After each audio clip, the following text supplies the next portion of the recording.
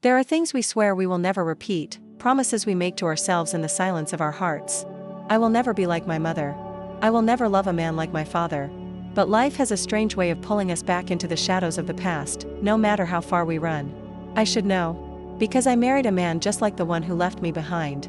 My name is Elena, and I grew up in a house where goodbyes were whispered behind slammed doors and where the echoes of footsteps fading down the driveway were the loudest sound of all. My father was a man of fleeting promises, charming, unpredictable, and always restless.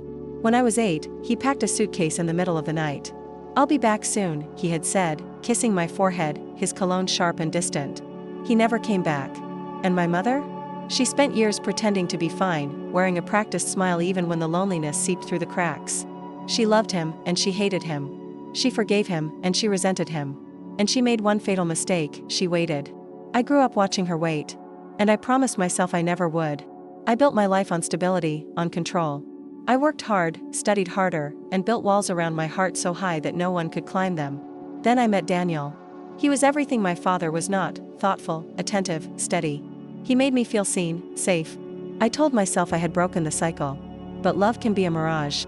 And the closer I looked, the more I realized I was standing in the same sinking sand my mother had once stood in. Daniel was disappearing, just like my father. It started with little things. The unanswered texts. The late nights at work that stretched into early mornings. The way his eyes shifted when I asked if he was okay. Our home, once warm and full of laughter, became a place of lingering silences and cold coffee cups left abandoned on the kitchen counter. The scent of his aftershave still clung to the air, but he was never really there. I watched him slip away, inch by inch, and I felt the past pressing against my ribs. The walls of our bedroom, painted a soft shade of blue, felt like they were closing in. The smell of rain from the open window mixed with the ache in my chest. I thought of my mother, sitting at the kitchen table, staring at the front door, waiting for footsteps that never came. I was becoming her.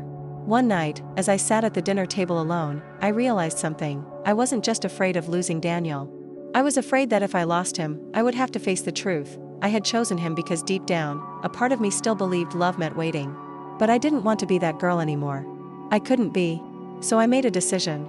If Daniel was leaving, I wouldn't stand by the door, begging him to stay. I would open it for him. The confrontation came on a stormy Friday night. The air smelled of wet pavement and regret. I stood by the doorway, watching as Daniel grabbed his keys, avoiding my gaze. "Are you coming back?" I asked, my voice steady despite the storm inside me. He hesitated. And that was all the answer I needed. In that moment, I saw my father in him.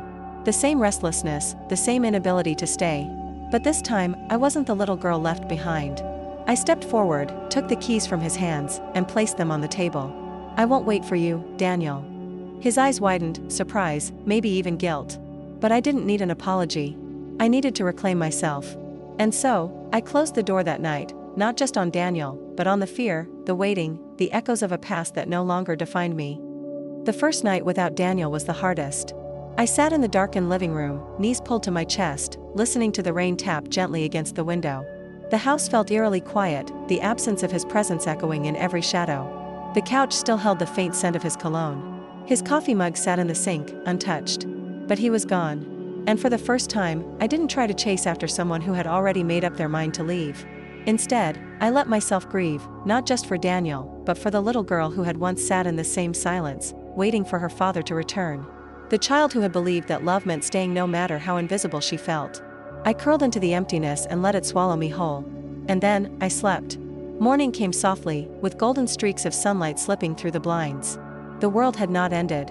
I made myself a cup of coffee, just for me, and stood on the balcony, inhaling the crisp scent of fresh rain and earth.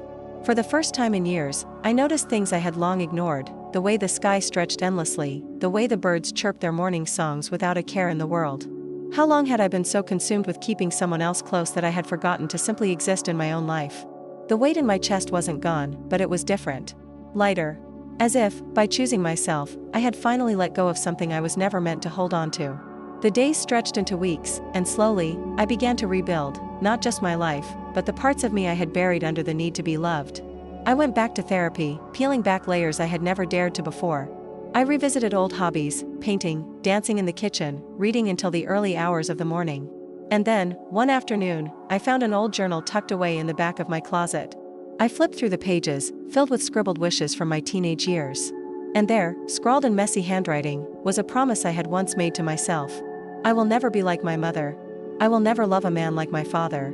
For the first time, I allowed myself to rewrite that vow. I will love myself first.